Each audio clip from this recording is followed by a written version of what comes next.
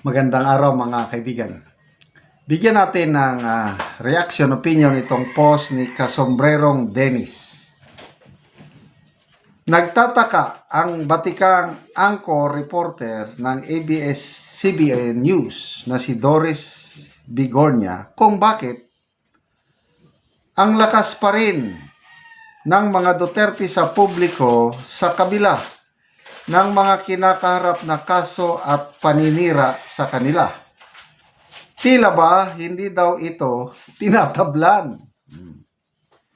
Kung kaya tinanong niya ang dating senador na si Franklin Drilon sa programa nito sa DZMM ngayong araw, February 6. Pero hindi din masagot ni Drilon kung bakit sobrang popular pa rin ang mga Duterte. Siguro daw ay tanungin na lang ang mga tao. Ay, nako. Sino pang nagsabi nito? Si former Ombudsman Conchita Carpio Morales. Inamin din niya nga, sobrang popular si BP Sara. Yun pa. Halos lahat naman sila eh. Si Senator Hontiveros, sa isang payag, sabi niya na, even if BP Sara is very strong, so kung very strong, popular. If we unite, we can slay her, or we can defeat.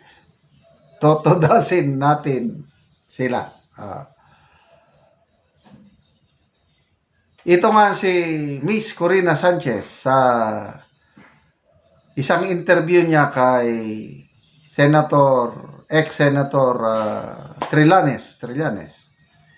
Sabi niya na there's an independent survey saying na kahit pagsamasamahin ang numero o ratings ng mga kalaban ni BP Sara, hindi pa rin nila kayang talunin si BP Sara. Sagot naman ni Trillanes, I don't believe that. I don't buy that survey. So, ano nga ba ang dahilan? Bakit sa kaliwat kanan na paninira, kaso na isinasampa kay BP Sara, mataas pa rin ang kanyang ratings? Okay. Ito, personal opinion ko lang ito Si BP Sara, kasama na rin si Tate Digong, is madali silang makarelate sa masa. Hindi sila mga elitista. Ang support ni BP Sara nanggagaling saan? Dalawang malaking grupo. Sa youth o yung ages 30 and below. Sa isang survey, itong Pulse Asia ata ito. Halos nasa 50% sa Gen Z voters, pinipili nila si BP Sara.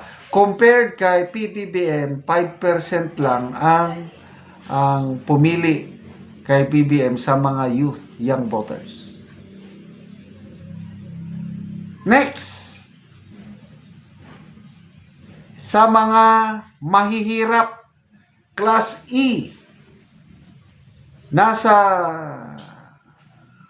I hope my memory serves me right, nasa 40% sa Class E, mga nasa laylayan, pumipili, binobotohan nila si BP Sara, compared kay PBBM, nasa more than 15% lang.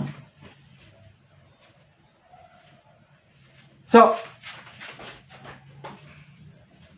ang rason, kahit kaliwat kanan ang isasampang kaso, hindi na madaling maniwala ang tao ngayon. Bakit?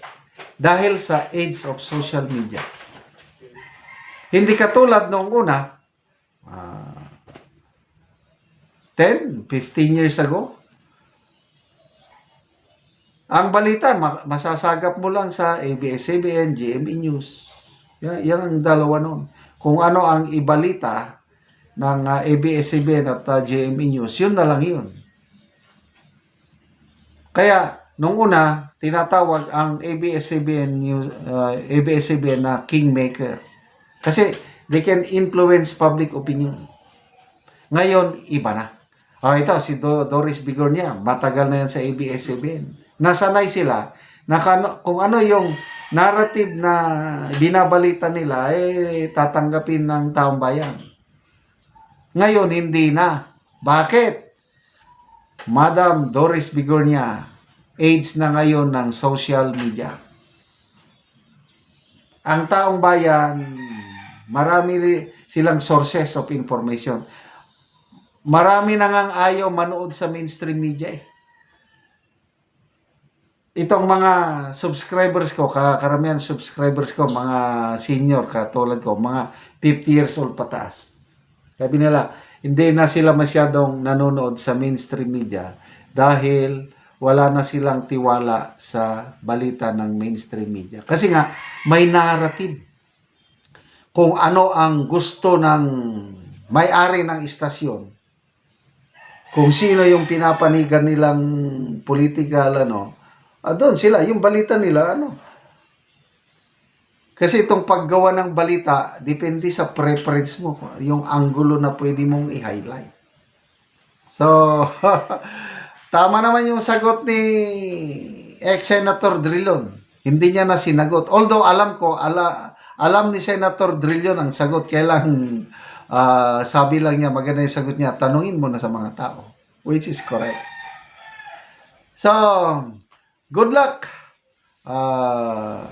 Sa mga gustong tumalo kay BP Sara.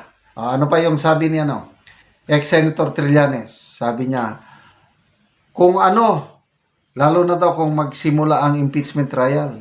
Kung ano yung ilalabas na ebidensya, naniniwala ko na ang taong bayan maniniwala na si Sara Duterte magnanakaw. Sige, good luck po.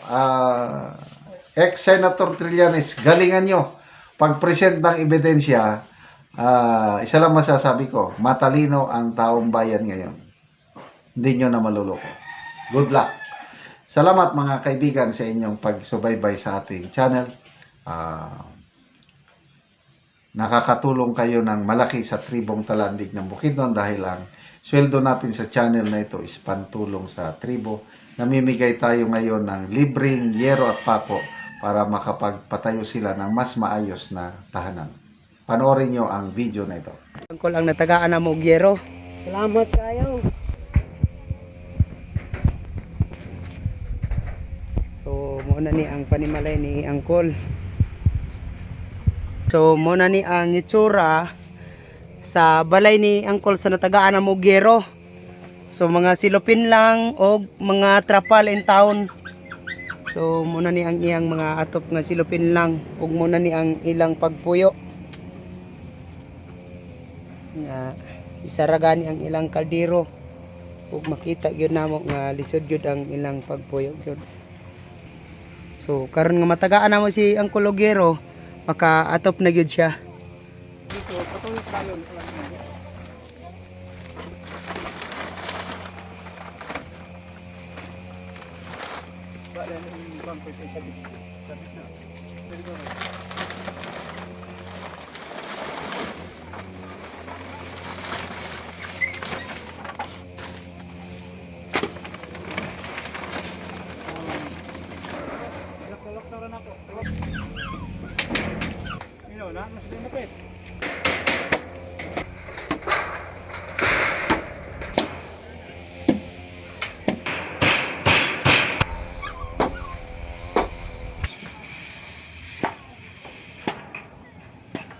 karon human na gyud sa pag-atop. So napulian na gyud tong atop ilang ante og angkol nga mga silupin lang og karon maayo na gyud nga tan-awon. So gawas nga nabalayan sila, naapod mi ihatag sa ilaha.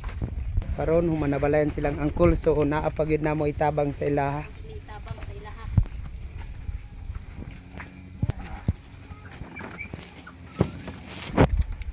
So mo muna ni ante nga gasa nga mong ihatag sa inyo ante nga tabang. So abri ante. So muna na ang tabang ilang ante ni angkol.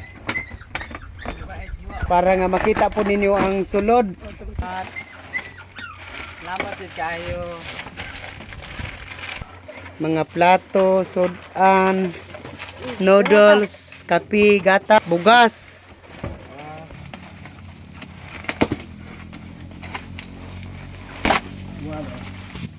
Habol, mga sanina, bag sa eskwela.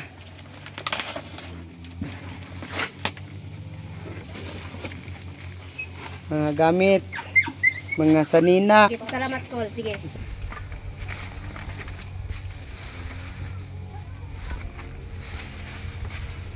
So, muna ni kutsara, plato, baso, ug mga sudan, og sentral, bugas ang nahatag ilang angkol og mga sanina. Unsa inyong ikasulti Col nga karon nabalayan mo og natabangan pud mo sa inyong mga pagkaon? Salamat kay naghatag sa mo ang ani. Balay mi. Tabangan mi nila. Okay, may pasalamat nga wa namo damha karong adlaw ni abot ra gyud ang panalangin nga tagaan mi og sin nga ayuhan among balay nga gatulo na kung gaulan tagaulan na. So wa gid namo damha nga karong adlaw ni abot suda ko kay may pasalamat sa Ginoo. Tukod. Sige, salamat kay ante.